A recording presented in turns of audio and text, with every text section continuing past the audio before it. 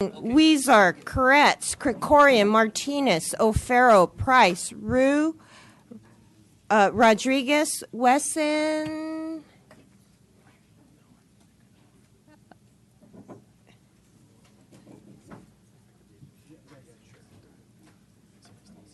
no.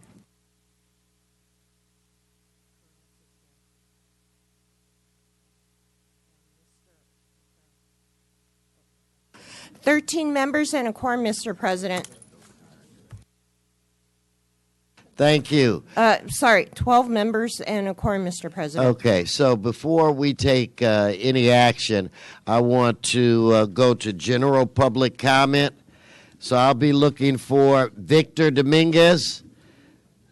Please come forward. Victor Dominguez, Alan Burks, Brant Friedman, Alex Walensky, Gloria Gallardo,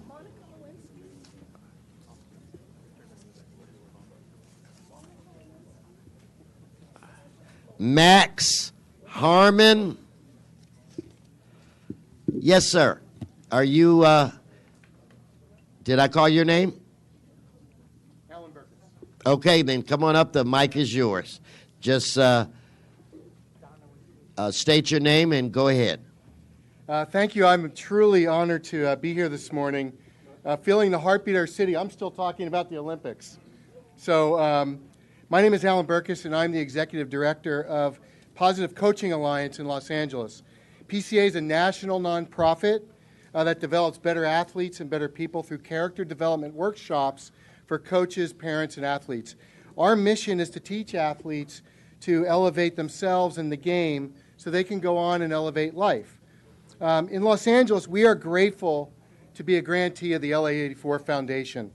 And we provide coach education to fellow grantees, thousands of coaches impacting thousands of kids playing a multitude of sports with positive coaching. In our workshops, we actually ask for feedback. And if it's okay with you, I'd like to share some feedback from one of our coaches with Beyond the Bell, a 19-year-old basketball, football, volleyball, and futsal coach. You're going to run out of time, Alan. I'll go quickly. Rules of, Alan, no, you're out of time. We're in council session now. I don't have the flexibility that I had, but we appreciate you coming. If I could have the next speaker please come forward and identify yourself, please. And I appreciate you guys waiting. Yes. Good morning. My name is Alex Walensky, and I'm speaking on behalf of the No Olympics Coalition, a coalition of more than 25 organizations in opposition to the Olympic bid. Personally, I'm speaking as someone who works in the foster care field. In Los Angeles County, I work with the most vulnerable children and families in our communities. I want to raise the concerns around the expectation that the 2028 Olympics will be designated a national special security event, placing local law enforcement under the federal jurisdiction of the Department of Homeland Security. 1 in 5 children in Los Angeles County that have U.S. residents have an undocumented parent. What does sports programming mean for our community if you have the fear that you will be deported and that your family and your communities will be deported? I also want to speak to how the Olympics will possibly exacerbate the housing and homelessness crisis in Los Angeles County. Hosting the Olympics empirically... Thank you very much. If I could get the next speaker, please. Please identify yourself. My name is Gloria Gallardo. I'm also part of the No Olympics Coalition. Hello, everyone. My name is Gloria Gallardo. I also happen to be a third grade teacher, and I want to echo some of the things that my friend earlier had said, Alex. I also work with a lot of children that have undocumented parents, and I'm really concerned about what hosting the Olympics would mean for the families that I teach. I understand that when we accept the bid, that would federalize the departments, and that would expedite deportations of families, and I'm really concerned in that regard. I'm also concerned for the displacement that would occur should we accept the bid. I'm frustrated that there has not been a lot of attention to opposing voices, and I ask as a teacher that everyone really think about the concerns that are being raised on the side of the opposition. I'm nervous now. But, Don't be. But Don't yes, I ask you to consider the children. Thank you for coming. So who's yes, identify yourself. Good morning. My name is Max Harmon. I just wanted to speak briefly to a comment made earlier that you are not in this business to come in second place. And I just want to affirm again that this is actually not a business and that you have the interests of the community that you are trying to represent. However, some of the things that LA does do really well is incarcerate people. We also have a really large militarized police force. And we also have a housing situation that is in crisis for a lot of low-income families. These are realities that inform your decision-making about the Olympics. And so I generally want to ask you, do you have an understanding of urban political economy when it comes to massive influxes of capital, how that impacts families, how that impacts housing, how increases in homeland security presence impact immigration? These are like real questions that I haven't seen substantive engagement on your part. And so I want to ask you generally and genuinely, do you know what the impact of the Olympics will be for the most vulnerable in Los Angeles, and do you care? Thank you. Okay, yes. Now I'm looking for Brant Feldman, Christina Michalski, Gina Steckel. Is it Rafael Acosta? Beyond the Bell? Esme Snow? Just please come and identify yourself. I want to try to get everybody that came earlier an opportunity to speak. So please come up to the mic and identify yourself. Hi, I'm Jenna Steckel. So every recent Olympics has radically altered its host city's real estate landscape. In cities such as Vancouver, London, and Atlanta, rents have risen between 30 and 40%. It turned Vancouver into one of the most expensive cities in the world. Also, Vancouver saw its homelessness population double. We in Los Angeles are already in the midst of a world-class housing crisis. So to bring an event with a track record of mass displacement and rent inflation is to add kerosene to the fire.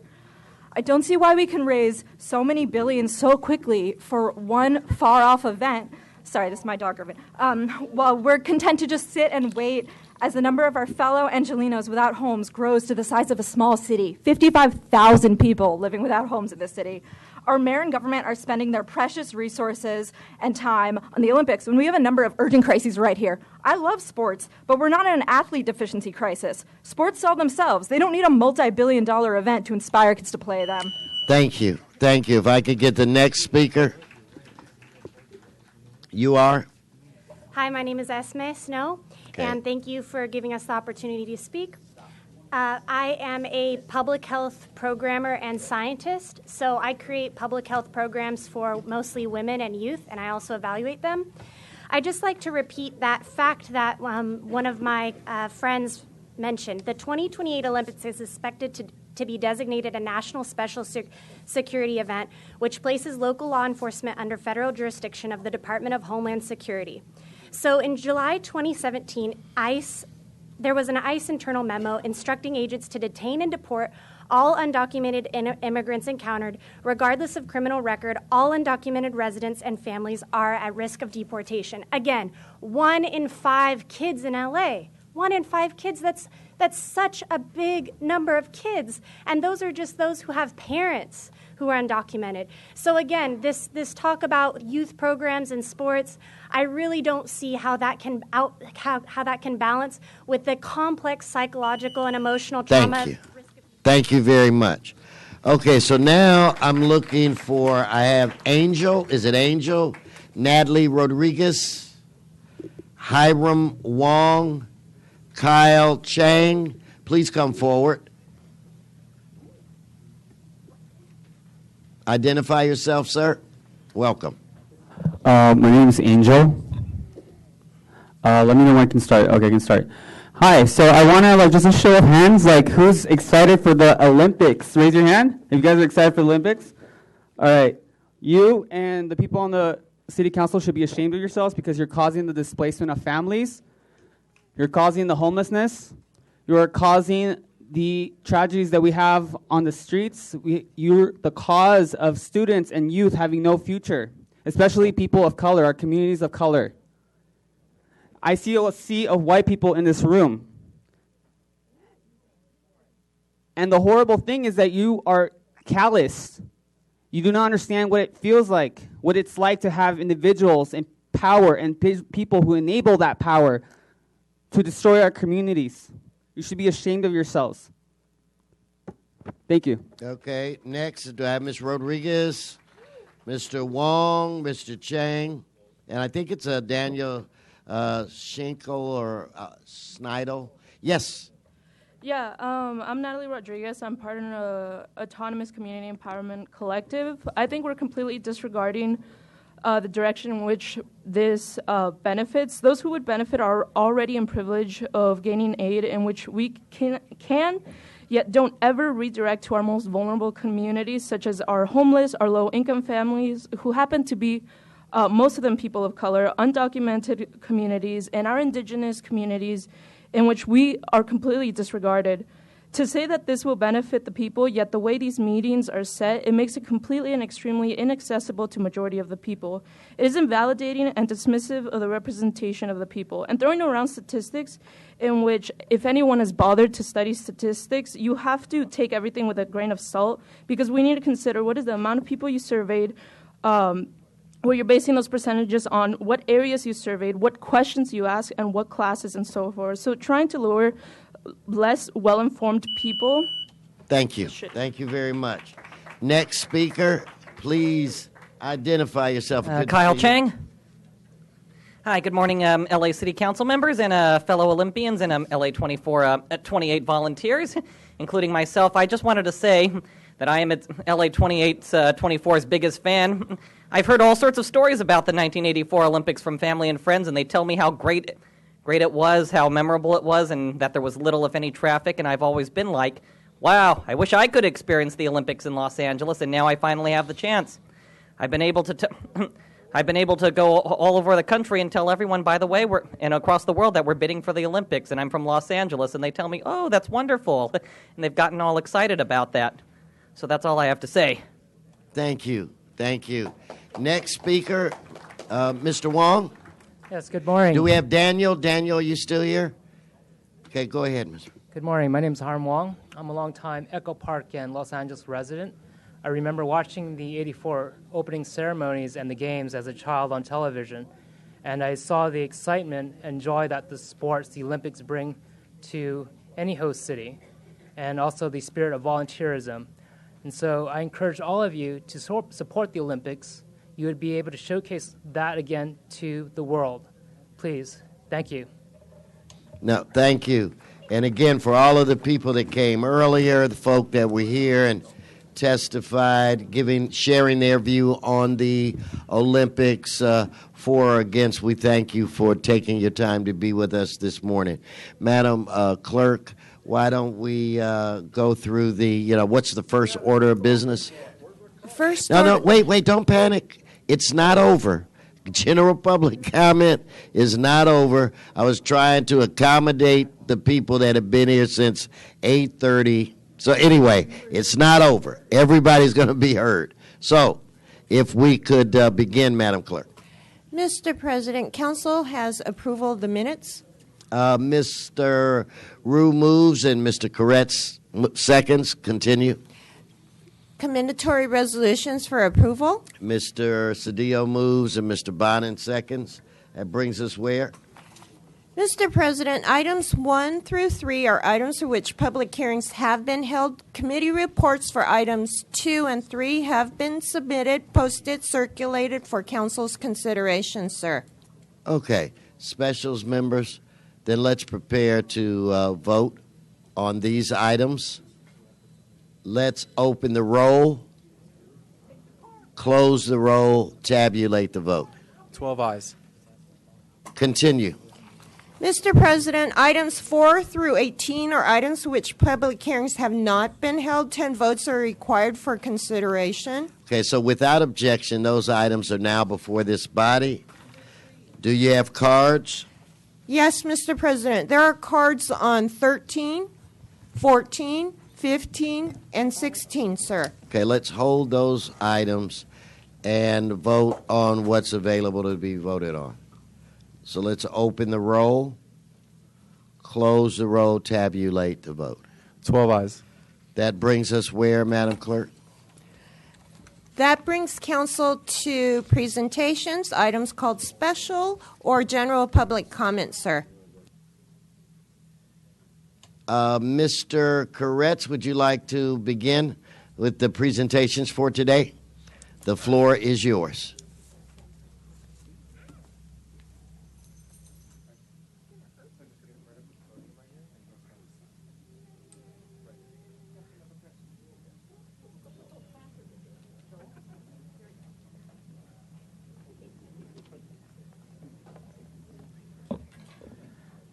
And Mr. President, before we start, we're hearing comments in the audience from Mr. Spindler. I'll take care of it. I'll take care of it.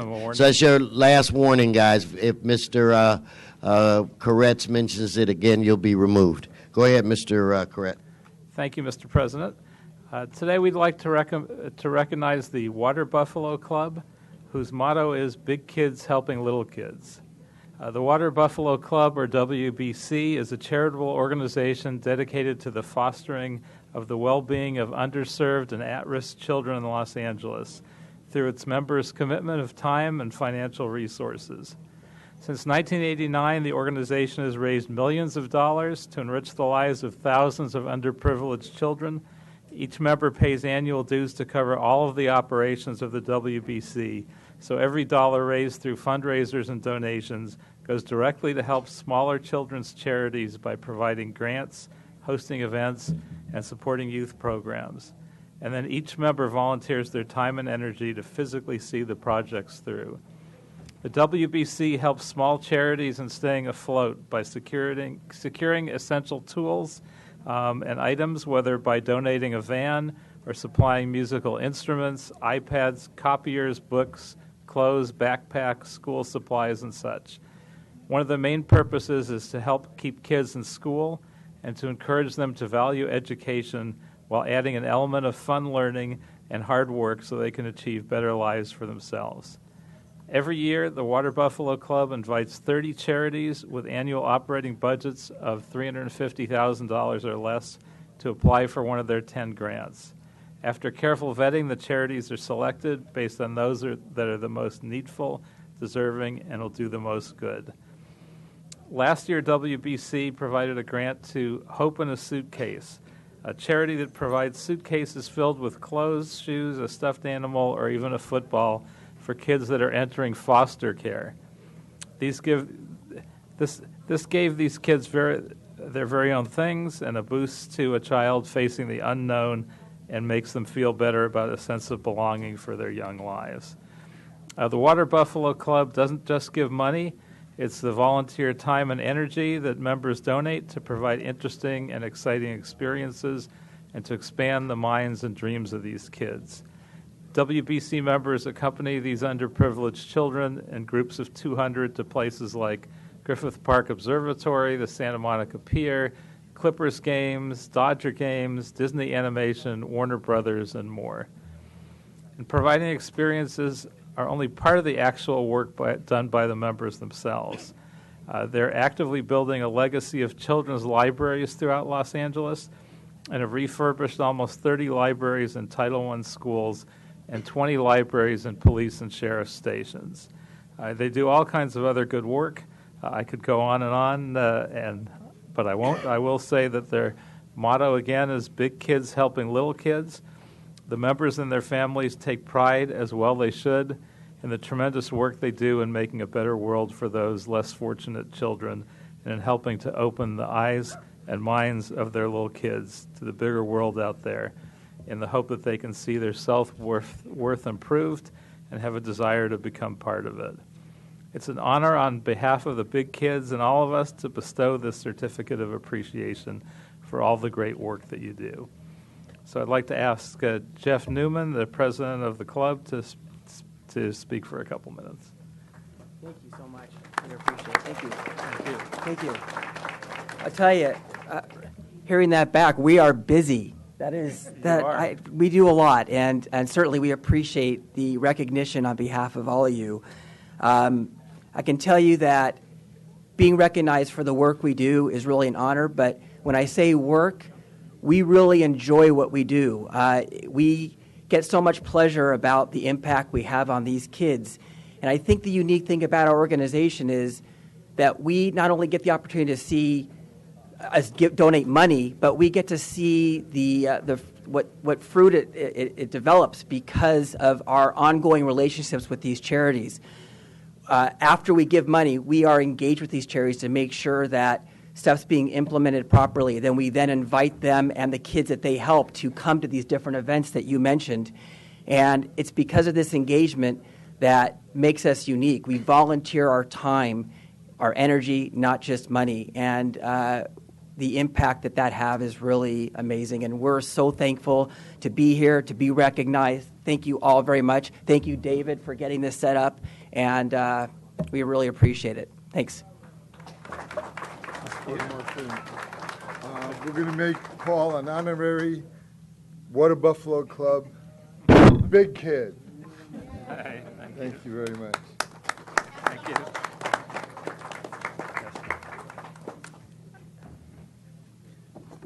So I'd like to present a certificate on behalf of the City of Los Angeles to the Water Buffalo Club, and thanks and recognition for all the great work that you do. Thank you so much. Appreciate it. Thank you.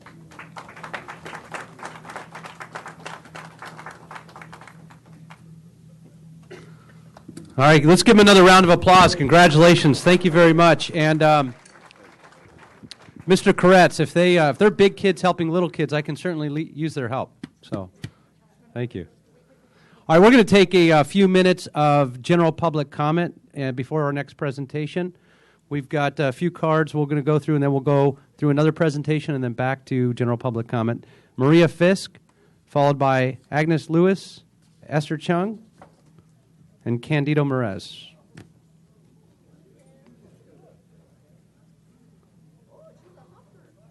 So you each, welcome. Thanks for being here. Welcome to Van Nuys City Hall. And you each get, again, just the names I called. Mr. Spindler, sit down. Just the names that I called for now. Thank you very much. Good morning. Good morning, councilmen and councilwomen. Thank you for having us. We're from Grenada Hills, Stop 440, as well as just the neighborhood council, as well as South and North. And we have Grenada Hills Women's Club here to personally thank Councilman Englander. There is a reason why we took off work to come over here to do this.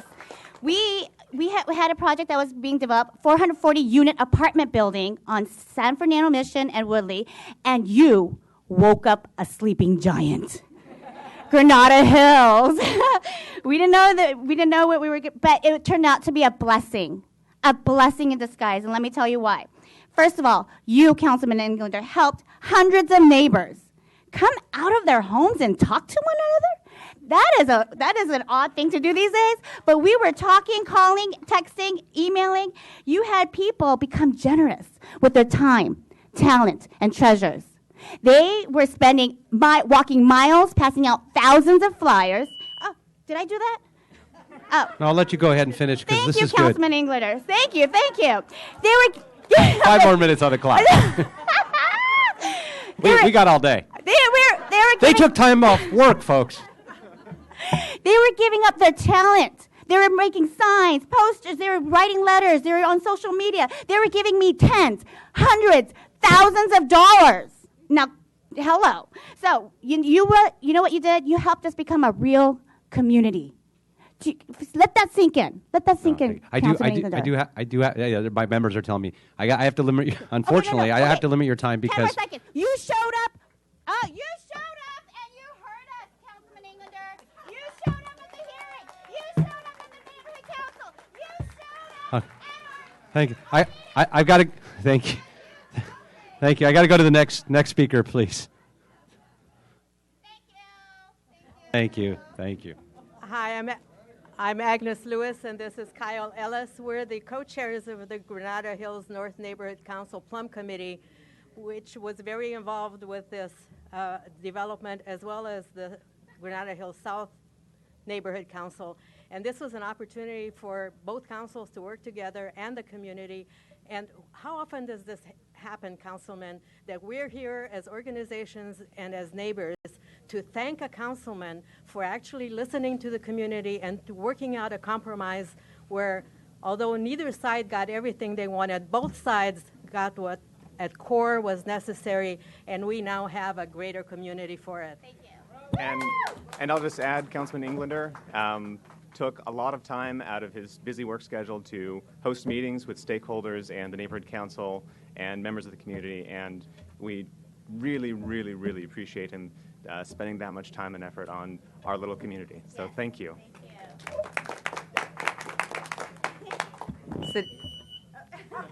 Go ahead, Maria. I did not do that. City Maria? council members, thank you for the opportunity. Wait. Just put another minute on her clock, please. She did have, well, this is Maria Fish. She did have a card as well.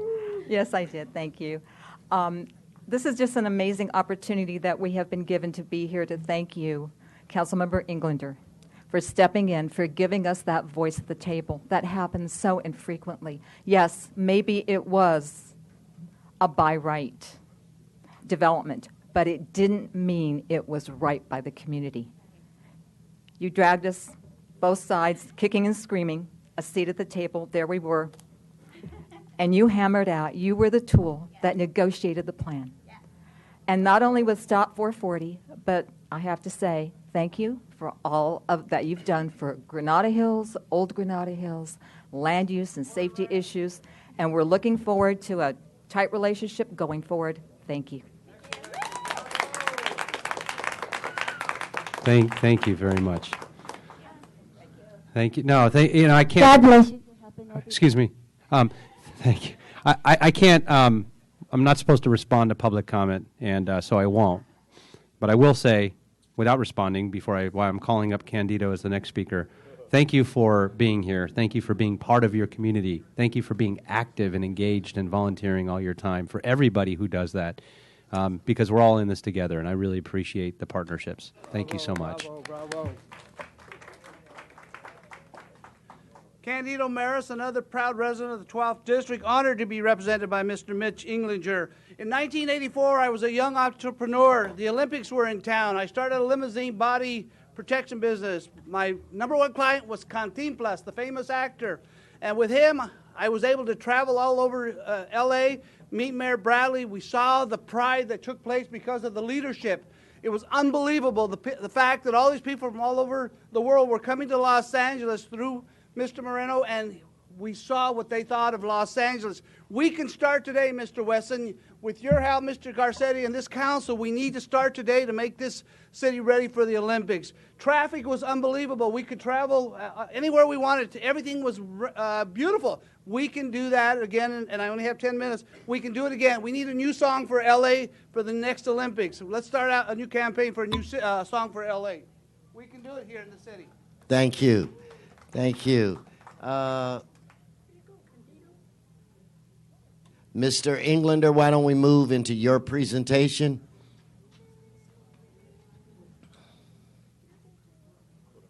All right. Come on up. Hold on, you guys. You're next.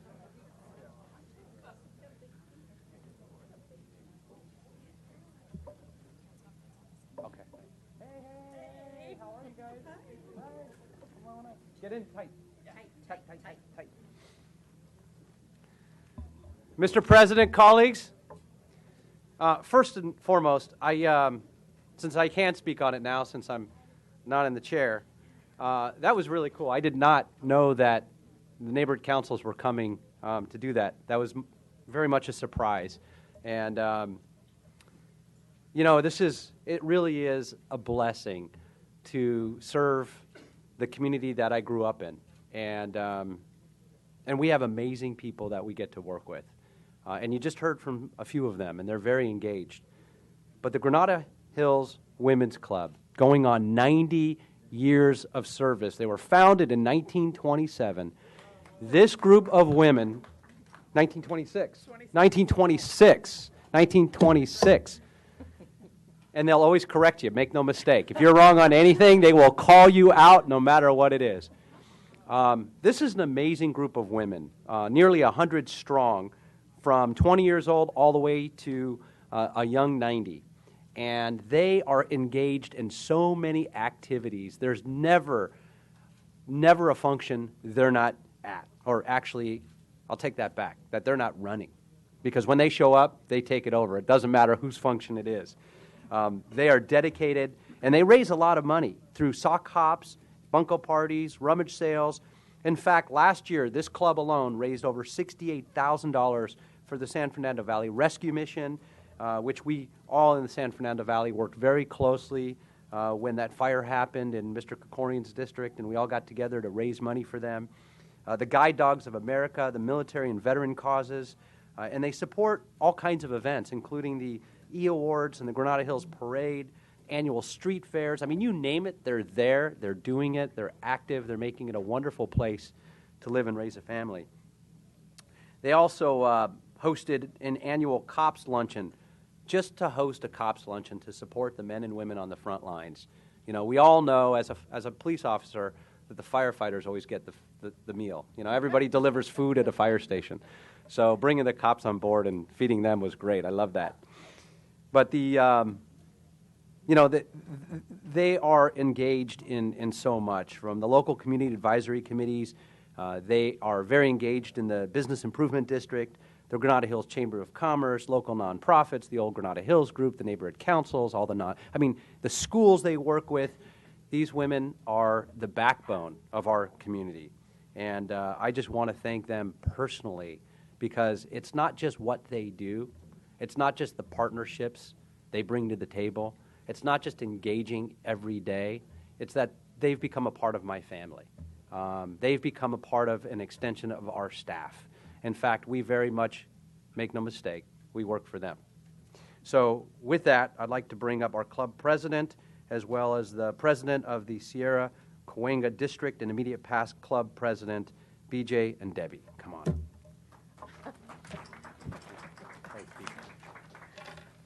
Hi, I'm BJ Addis, the current president of the Grenada Hills Women's Club, and I had a speech sort of set up, and now you've said it all. So, so I really don't have much to say.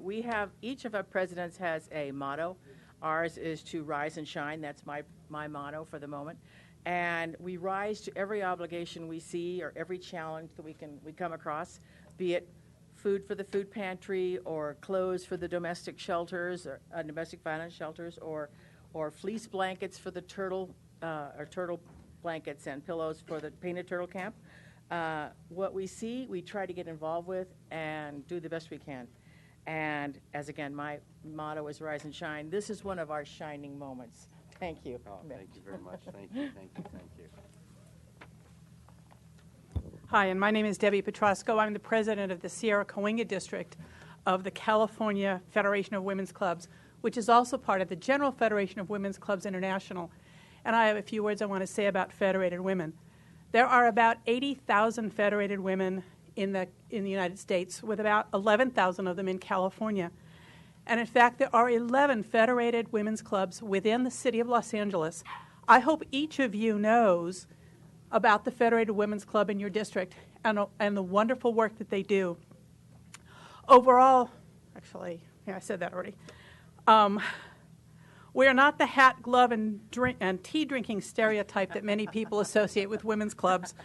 We may still brunch and lunch and tea, but we also work very hard on some very important projects and issues, and we continue in the spirit of our forebears. I will not go into all of them because I could speak for hours about what we do. I do want to say, however, I want to mention a quote that was said at our state convention. For us, there is no finish line until everyone can read. There is no finish line until no child goes hungry. There is no finish line until no child or woman is abused. There is no finish line for General Federation and by extension the Grenada Hills Women's Club, because we're in this for the long haul.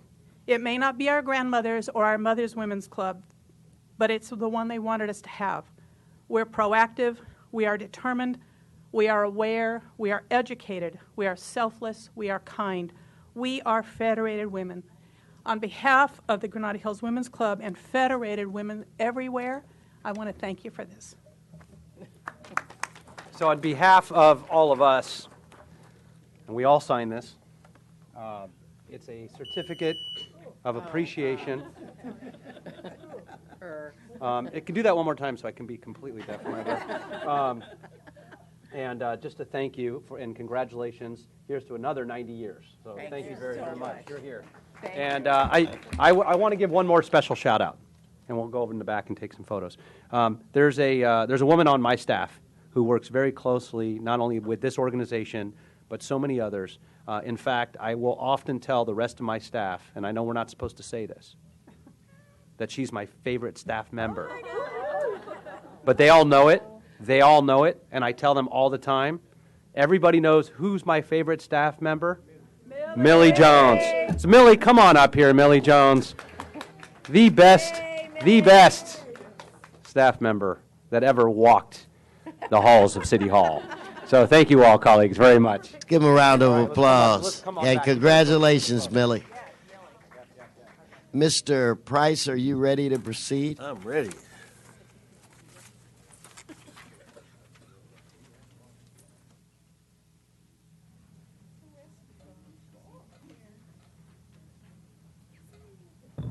And I'm joined by some special friends, colleagues.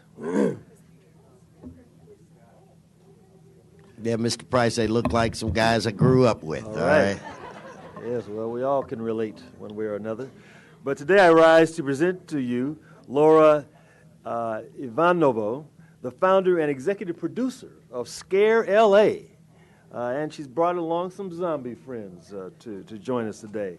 But Scare LA premiered in... Wait, let's give them a round of applause just to drive dressed like that and to come out here. For the drive and the dress, yes. Yeah. Scare LA premiered in 2013 as the first fan convention dedicated to Halloween. It's one of the fastest growing independent fan conventions in the U.S. And addresses a $10 billion industry, $10 billion. Every year it brings over 10,000 professionals, fans, families to the entertainment capital of the world, Los Angeles, and to the LA Convention Center. Scare LA celebrates America's scariest traditions as well as the diverse cultural heritage of greater Los Angeles. The week-long Halloween teaser celebrates California's scariest fair with workshops, classes, industry panels, haunt tours, and screenings.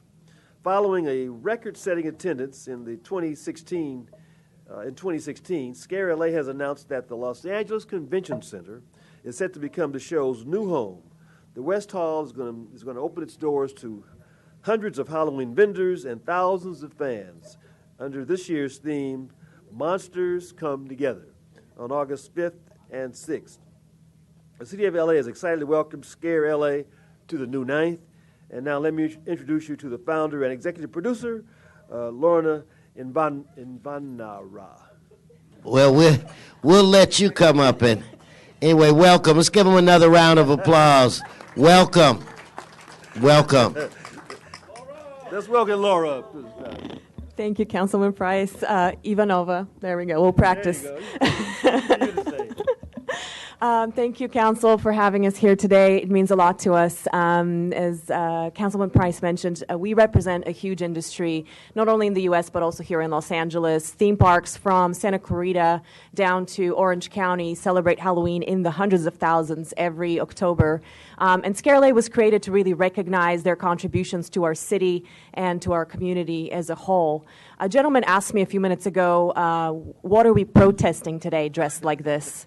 And I kind of giggled internally, but I think it kind of reflects why we specifically need to be here and we need to do what we do, because we're here to celebrate. And we're here to celebrate our diversity, our uniqueness, the ways in which we are unlike each other, which can oftentimes be something that divides us. At Scare LA, it is something that makes us stronger. So I have my friends here from Decade Brigade who's been with the show for the past 5 years, ever since we started. They saw the vision. They've been with us from the beginning. And I want to thank you guys for also joining us in this crazy dream of bringing thousands of fans together and families and just enjoying our diversity for this weekend. All right. Now, we want to thank Crazy you for dreams, your RLA. spirit, and I mean, this is really cool. In fact, Mr. Price, would you, if you bring bring my friends up here. Yeah, come on around. Mr. Walsh, we're going to call, where's John Walsh? John Walsh, you've got item 15, 16, and then your general public comment. John Walsh, blogging at HollywoodHighlands.org.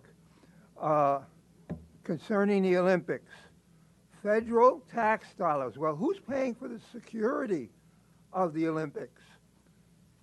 The public is. The United States of America.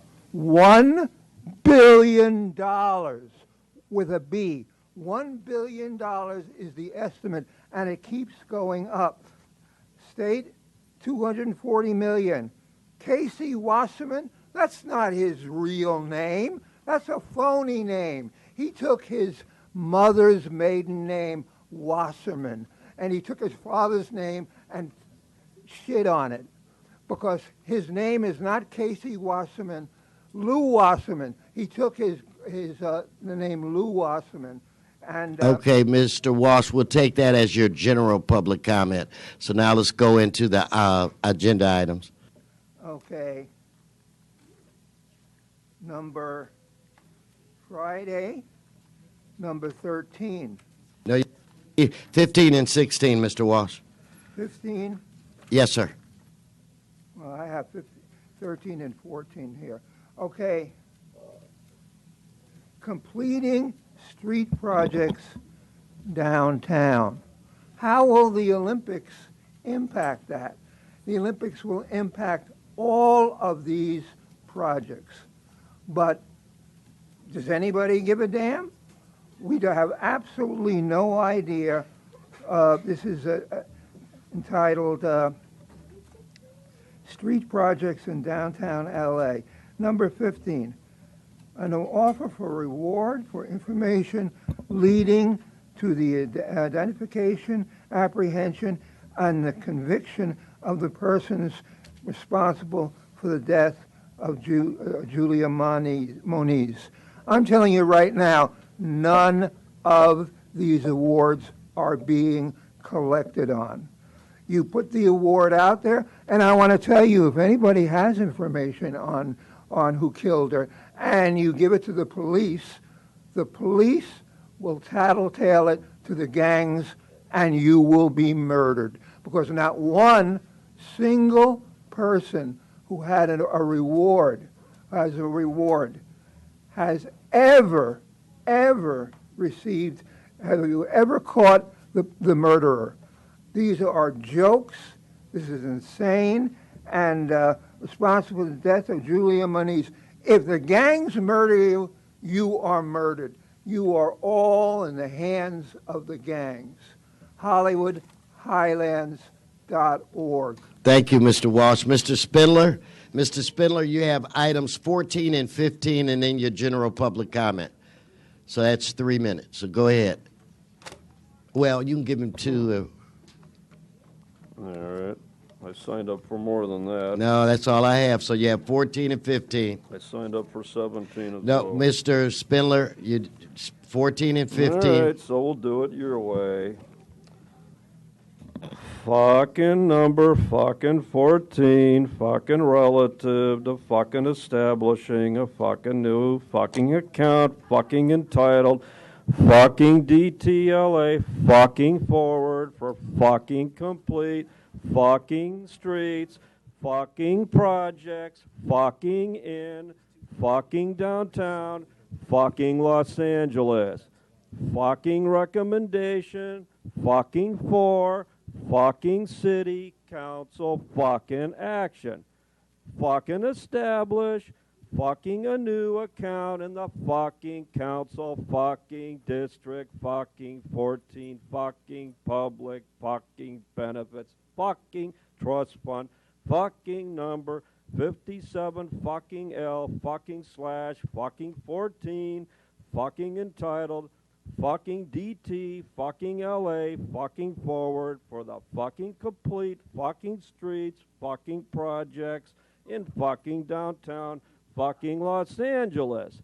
Fuck you on fucking item fucking 14. Fucking item number fucking 15.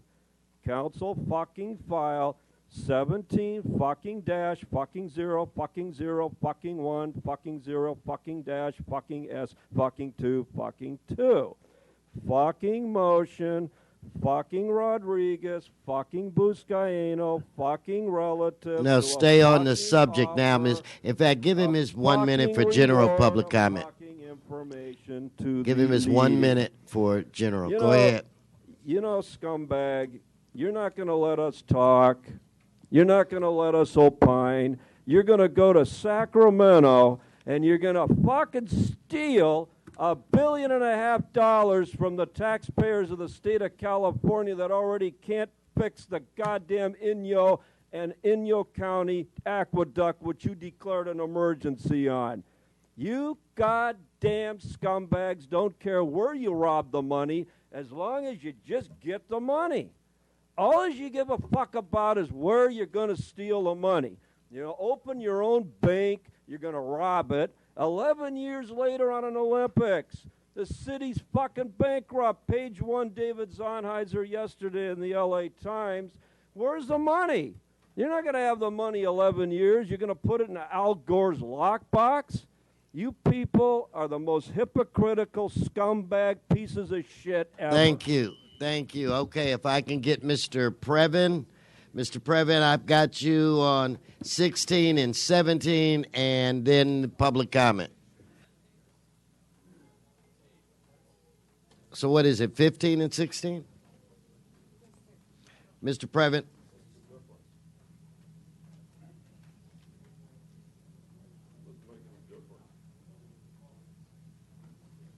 Sir, I've got a card here for 14, and I put one in earlier. You're playing a Okay, word you game. can go with Mr.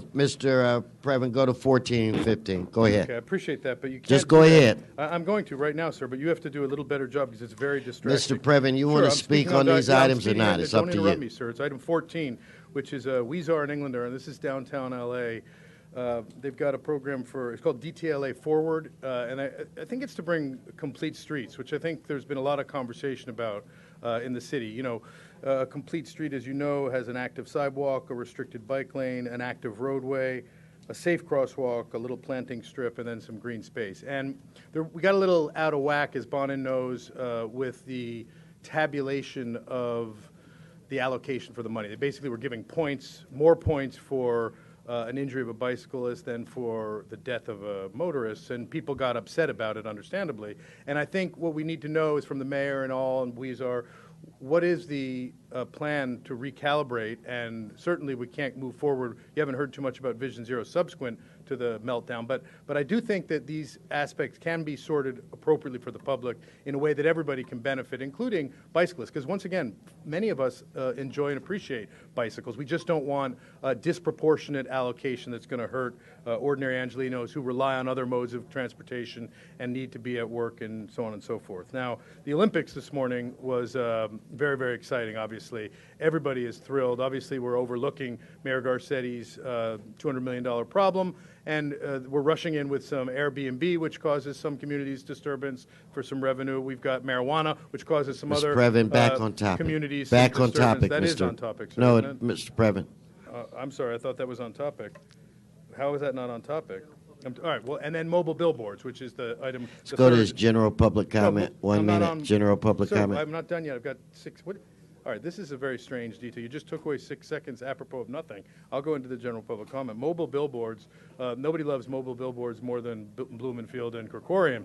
But what we're trying to do, again, there's another concern where we're going to raise a little extra revenue, but billboards are controversial in the community. People do not want digital billboards in many communities because they see it as a blight. So that's a bummer. Now, I'll just simply say this about the way the Olympics are moving forward. If you want to be transparent like a big city and have the Olympics, first of all, the mayor has to disclose what we've already asked for through the Public Record Act, where specifically he was and how we paid for it, because it wasn't the city who covered it. It was Caruso donating and all these other characters. Now, Caruso's got a project in Bonins. He's going to release the hazmat report eventually. He just pushed through a project in the marina with Janice Hahn looking the other way on what I will describe as a sweetheart deal to pick up 3 of the old restaurants. So the city needs to be more transparent. You need to show where and when. And for 2028, we got 11 years of flying around in first class. Thank you. Thank you, Mr. Previn. Thank you. We ready for my general public? Let me get, you're ahead. Let me get Mr. Herman. Mr. Herman, I have items 13, 14, 15. So you have your 3 minutes, and then you get your general public comment. So you have 13, 14, and 15. Go ahead, Mr. Herman. The floor is yours.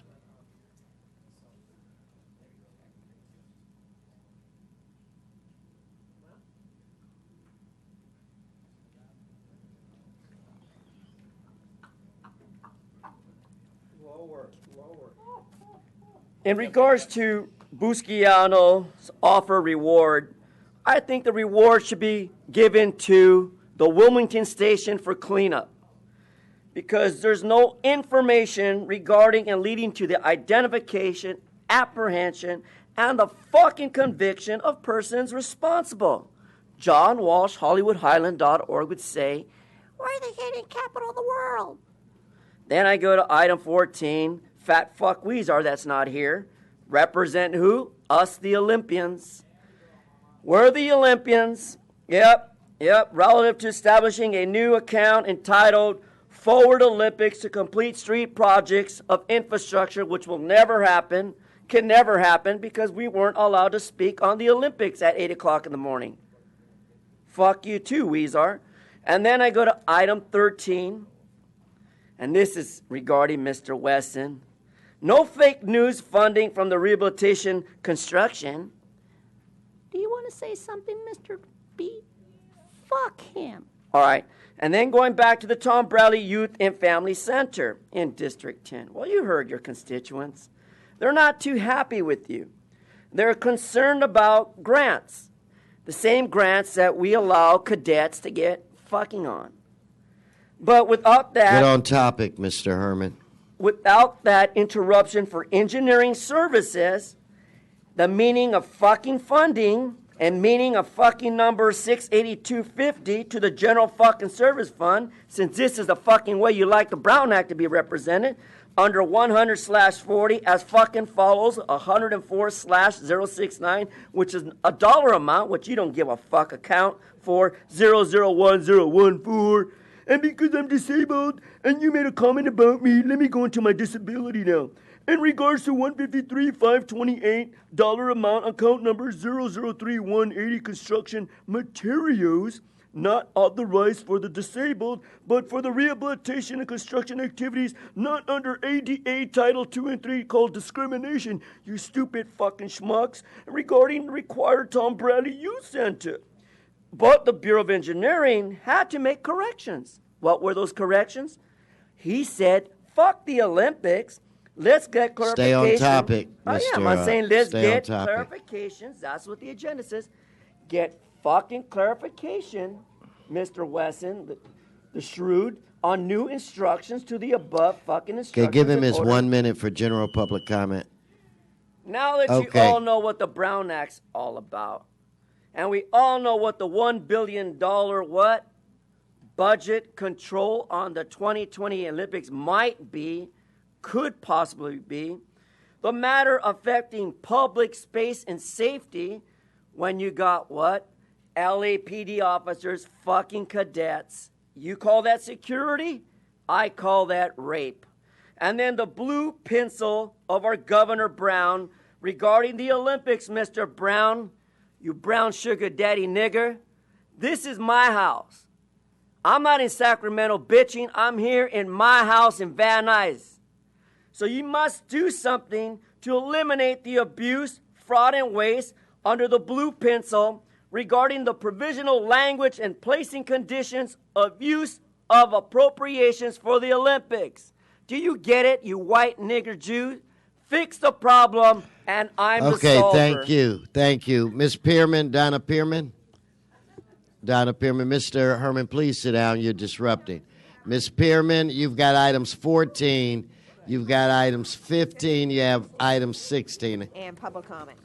And public comment. Let's start Okay. off with your items. Okay, yeah.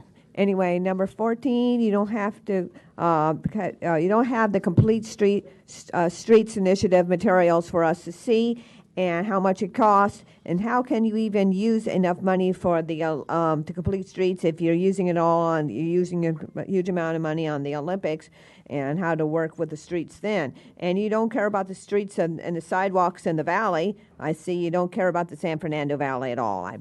This is just a joke coming down here. We need to give, number 15, we need to give money to the police department so they can find the murderers. Our public can't do it. We need to have the right to carry so we can defend ourselves and send ourselves. And we know, and the criminals know that we are unarmed, and that's why we'll never be able to do this, giving money to apprehend the murderers. Let the police department find them. The same with Geraldo Martinez. How can we protect ourselves with our gun control laws? They just basically, all these gun control laws is basically going over there and making sure the law-abiding citizens doesn't work it, because basically the criminals who use the guns in a bad manner don't care if they break another law, so who cares about that? And I'd like to go over to the public comment now. Give her 1 minute for general public comment. Go ahead, Ms. Okay, Pearman. Gil Cedillo, the number SB 60, the dream come true for him. The granted driver's license is $605,000 to all legal immigrants, and to try to make the streets safer. But LA still the hit and run capital, and now we have an extra problem that they now are able to vote. The illegals are able to vote with these driver's license, and it's a slap to illegal immigrants. Illegal immigration. Keith Dillon announced that half his families they're here illegally, and they stole Social Security numbers. Now they want Sanctuary City for these illegals, even criminals. People who steal other people's Social Security numbers, that's a crime, because it affects people trying to get their benefits depending on their onset date. Had illegals using somebody else's Social Security numbers for their work history, it's so people, innocent people, disabled. Thank you, Donna. Thank you. No. Thank you. No, Donna, you're out of time. Thank you. You're out of time. Okay, now we're going to go to items. You're disrupting. Let's go to item 15. I have a card. Is it Sarah Muniz? Sarah, please come forward on item 15.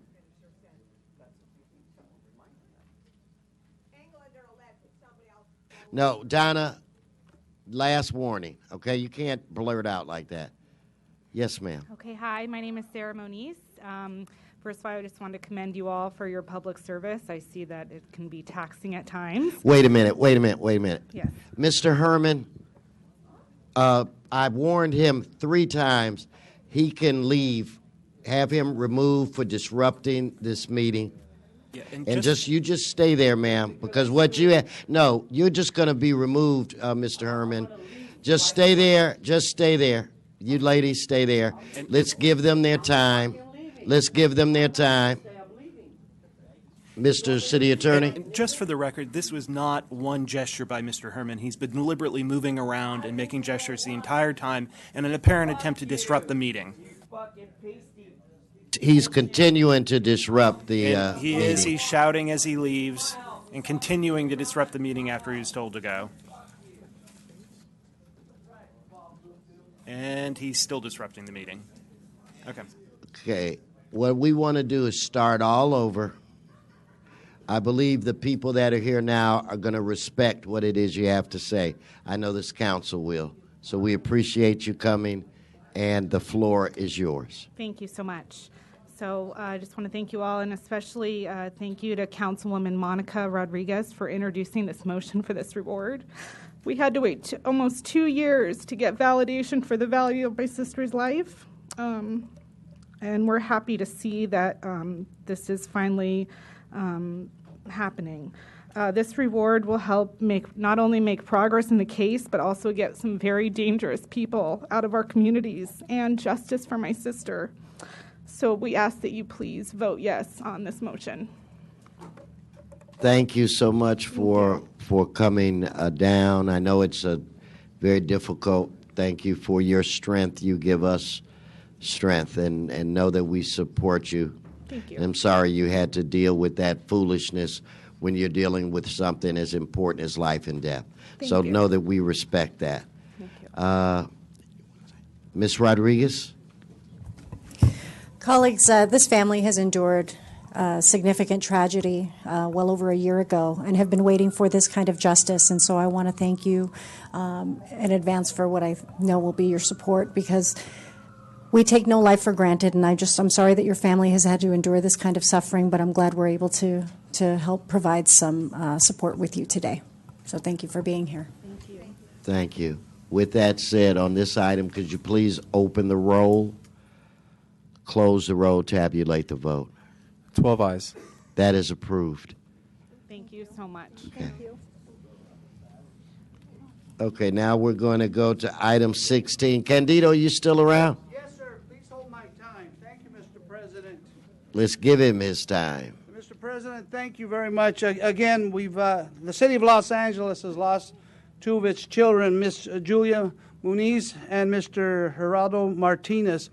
You know, we've lost too many of our children to the gangs, to the drugs, to the prison, and we need something to change. Our jails are filled with mentally ill. We need something to change. And the one thing, as much as anybody can criticize, the cadet programs, the LAPD programs change lives, not just for the individuals that are in those programs, but for the younger brothers and the younger sisters, for the families, for the parents who have someone to depend on. LAPD stands for loving, attentive, patient, devoted officers. That's what you get when you have an LAPD officer in these programs. Don't let one incident change the lives for these children. These kids need it, our community need it, and that way we stop deaths in our streets. Thank you. On this item, Madam or Mr. Clerk, please open the roll, close the roll, tabulate the vote. 12 ayes. Okay, now I'm going to move to general public comment. I want to start off with Mr. Gus and Dorothy Infantato. Council members, I'm Daniel Gus on item 17. Please get this money to work right away. And Ms. Martinez. No, Daniel, this is general public. That's all I have you on. Give him his minute. Thank you. Council members, on Monday I'll have my new article out in City Watch LA. Steve Soboroff owes the city of Los Angeles between $3,500 and $15,000 in unpaid fees. As Mr. Price knows well, I do my research. I have the city records showing it as just juxtaposed to Mr. Soboroff's social media posts. How in the world do you expect anybody to pay their fees to the city when one of the wealthiest Angelenos, Steve Soboroff, does not pay his bills, knows he owes thousands of dollars to the city? If Mr. Soboroff is allowed to keep serving on the LAPD commission while he owes thousands of dollars to the city and knows it, I will go on a program to let every Angeleno know that they too can skip their licenses to the city. The 14th Amendment, equal protection, allows it. Thank you. So, Dorothy Infantato. Dorothy, are you here? I'm here. Could you come forward, please? And do I have a Bryce F., Stephen N., Benny Taylor, I think it is? Yes, ma'am. Go right ahead. This is regards to the Olympic community Go ahead. stuff. The Olympics has been occurring longer than America has been here. And when I think of the Olympics, I think of civilization and communication and being able to listen to the public needs. We have 11 years, and others have their viewpoints on issues that have been occurring. It's refreshing to hear them. Now, I was so privileged to listen to veterans and how they've stationed themselves during the 1984 Olympics on Mount Wilson.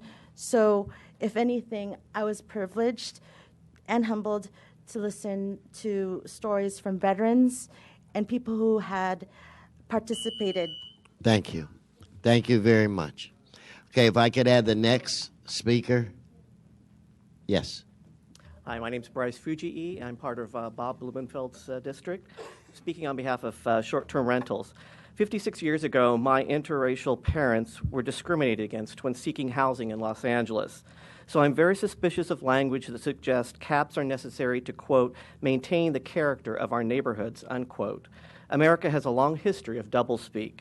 There should be no restrictions placed on owner-occupied primary residences. It is merely a straw man to imply that these units are subtracting from available housing or contributing to homelessness when they wouldn't be available at all if home sharing were eliminated. The few incidents of abuse hyped in the media do not represent the majority of the home sharing universe and are not owner-occupied primary residences, but commercial ventures. We are the homeowners that create neighborhood stability and are responsible for promoting diversity and inclusion in our neighborhoods. I encourage each of you to visit home sharers in your districts so you really see what you're trying to impose regulations upon. Thank you. Thank you, sir. The next speaker, please come forward and identify yourself, please. Yes, sir. Good morning. Good morning. My name is Stephen Nishinsky. I'm a Woodland Hills homeowner for over 20 years. I served for over 2 years as vice chair of the Woodland Hills Neighborhood Council, and Councilman Blumenfield is my representative. I'm here to talk about home sharing, and I want to make a particular point. The responsible home sharing is not the same as commercial short-term rental operators. For me, during the Great Recession, I lost my job as a manager at UCLA, and my wife lost her job as an elementary teacher with LAUSD. Since then, we've struggled. I've had open heart surgery, hip replacement, recently tore my Achilles tendon. Today's market treats me as old, broken, and unemployable, except home sharing. Most home sharing income, we get our home sharing income for only our home, the same home we live in, and it's been a lifeline for helping us. Thank you. Thank you. Do we have Mr. Taylor? I think it's Benny Taylor. Yes, sir. Good morning. My name is Benny Taylor, and I live in Paul Krikorian's district, and I'm here in support of home sharing. I am not a homeowner. I'm an apartment renter and an artist in the area. Through circumstances beyond my control, one of my apartments got thrown back in my place. I had a little bit of funds to put back into it and try to do the home sharing thing, and as a result, I was able to change my life. And I don't think, I would really like that you guys not put a 180-day cap on it. I'd really like that you not put a cap on it at all. Like, it's not an easy job. It requires a lot of dedication. Sure, there'd be abuse, but those people will weed themselves out. And I'd like for you guys to take a closer look at what's going on. Thank you. Thank you, sir. Now, that concludes general public comment. Members, Mr. Clerk, let's vote on items 13 and 14 at this time. If you would please open the roll, close the roll, and tabulate the vote. 12 ayes. Okay, can we go into move into the special? So if we recess this, move into the special, call a roll. Blumenfield, Bonin, Buscaino, Cedillo, Englander, Harris, Dawson, Weezer, Koretz, Krikorian, Martinez, O'Farrell, Price, Rodriguez, Rue, Wesson, 12 members present and a quorum, Mr. President. Okay, thank you. We have some public comment on this item. Yes, Mr. President. Item 19 is an item for which public hearing has not been held. 10 votes are required for consideration, sir. Okay, so without objection, those items are now before us. And Mr. President, there are cards on this item. I've got it. Okay, Mr. Gus, Mr. Walsh, Ms. Perlman. I'm here for 17. 17, not 19. Wait. Then, I know.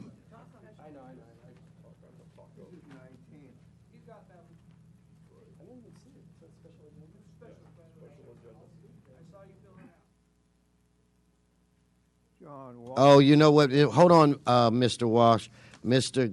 Gus, well, I've got to figure out a deal. Your 7 looked like a 9.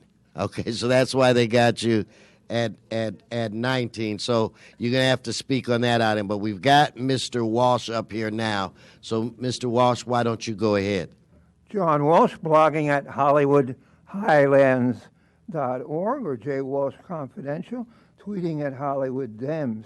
This is a relative retention of outside counsel to assist the city attorney for the Byrne Memorial Justice Assistant Grant Program, and we feel that if you there's no money for this, and the reason there will be no money for this is you didn't take into account the Olympics. If you took into account the Olympics, this pro bono contract from Covington and Burling would cost a small fortune. So we're asking for you to go back and redo all of your money and allow for. Okay, thank you, Mr. Walsh. So if I can get Ms. Pearman, Donna Pearman, I think I have Mr. Previn on this, and I have Mr. Spindler. If you guys want to make your way. I got you too, Candido. Go ahead. Yes, ma'am. So anyway, yeah, what he's saying, yes, if we want to spend this money on this project over this outside council assists the city with conditions for the Byrne Memorial, but we are spending the money on the Olympics and billions and billions on the Olympics. In the meantime, we don't care about Van Nuys video conferencing, so I didn't get to say that in public. I didn't say that in public comment. Stay on the but subject. Anyway, the subject is being that we don't have the money because we're using it on the Olympics, and many people didn't really get to speak on the Olympics because they were not here early enough and the cards were all taken. So this is wrong, and I don't think you're going to have the money for this. It just shows that you're just wasting the money on projects that can't be done and taken away from areas that can be done. So Thank you. Okay, Mr. Previn? Thank you, sir. It's Eric Previn from CD2 in Studio City. And to be clear, this is some grants that typically we get from the federal government.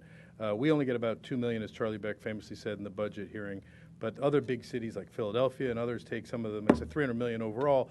And they're threatening, under the leadership of this guy, Jeff Sessions, to take away money if we, the law enforcement of this community, don't cooperate with ICE in some ways that are confusing.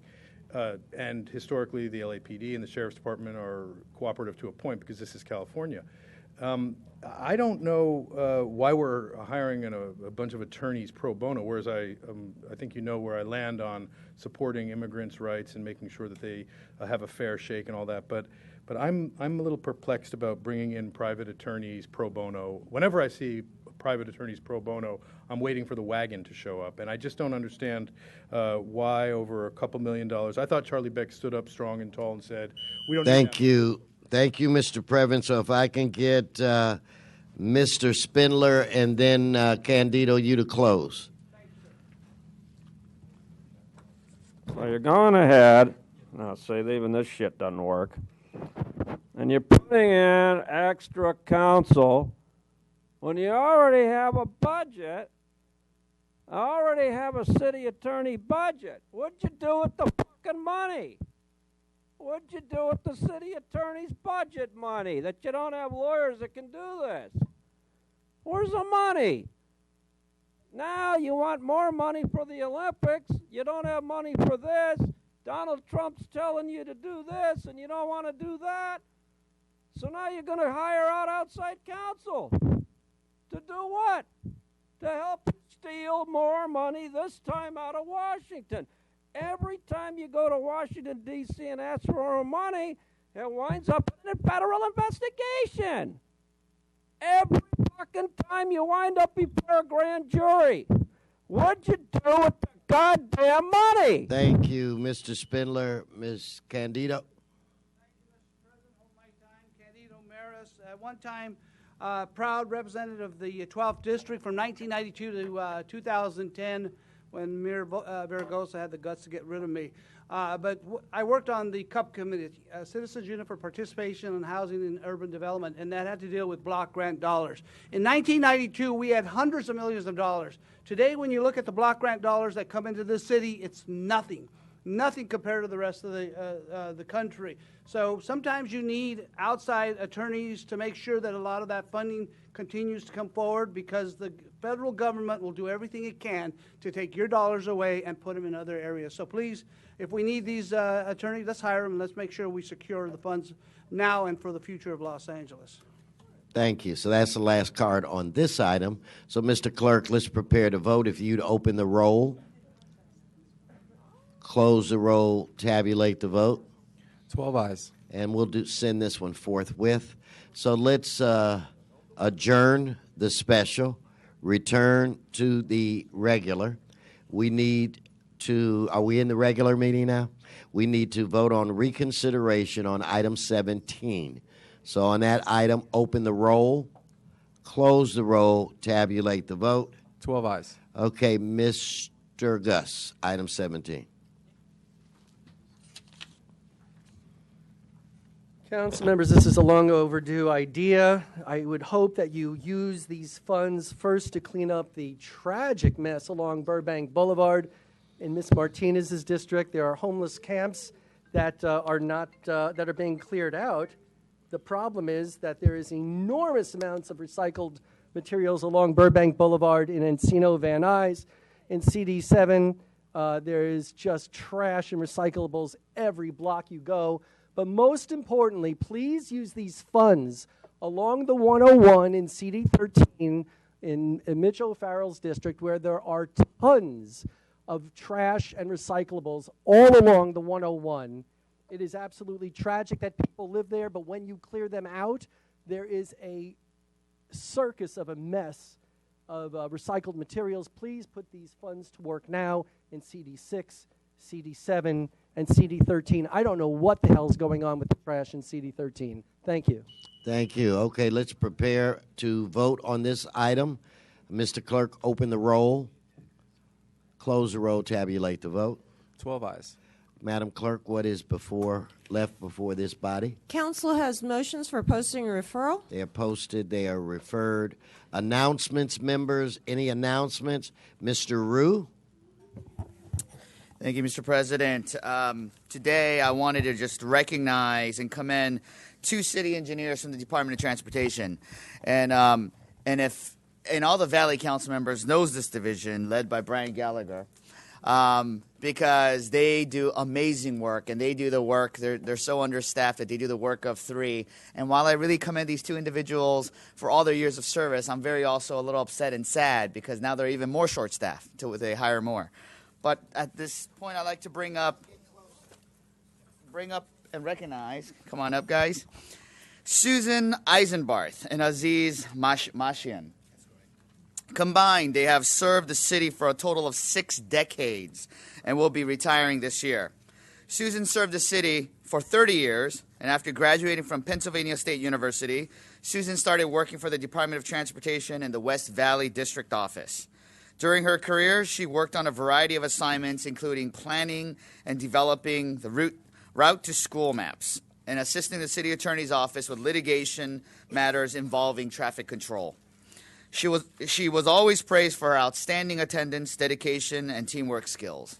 Susan is a resident of Northridge, and she has always been passionate about solving traffic problems in the San Fernando Valley. Aziz is retiring from the Department of Transportation after 32 years of service. After graduating from the New Jersey Institute of Technology, Aziz started working for the Department of Transportation in the East Valley District Office.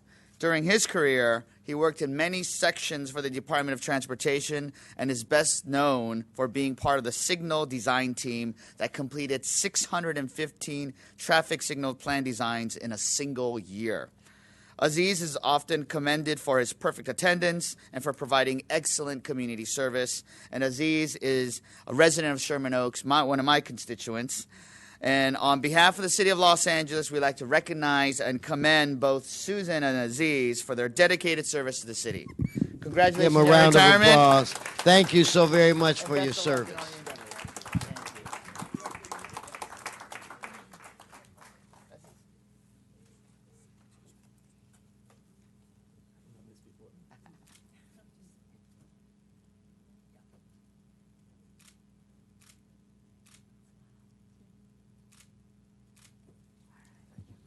Again, thank you so much.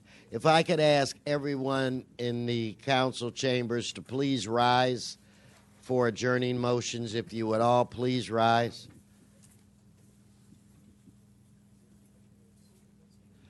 I'm going to my left side. I'm going to recognize Mr. Buscaino. Thank you, Mr. President. Colleagues, I have two adjourning motions.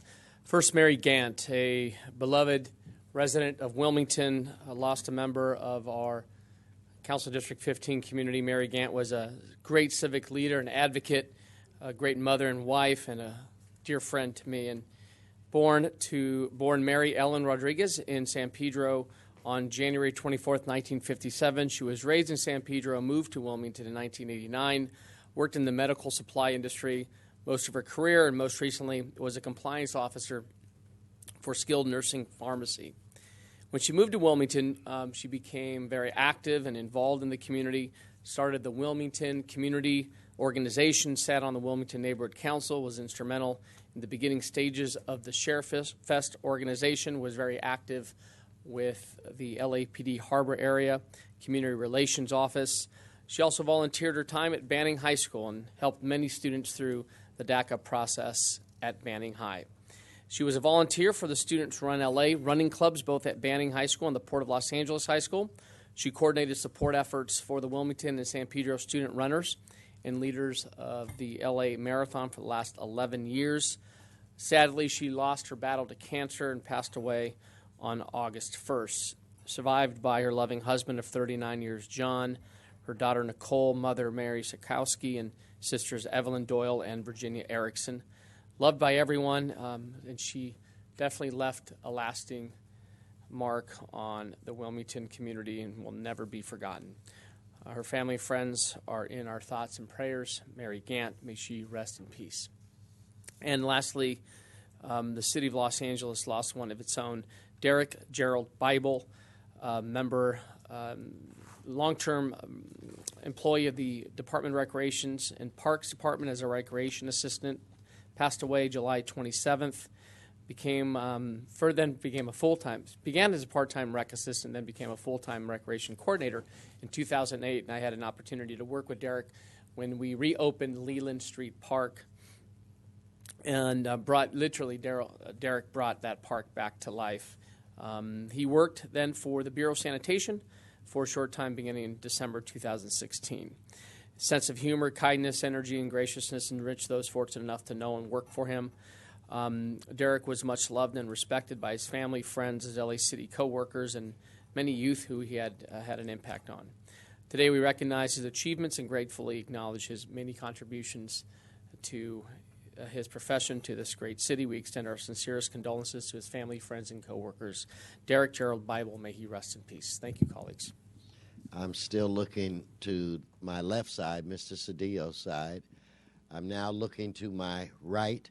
I don't see any adjourning motions to my right. Members, have a good weekend. This meeting is adjourned.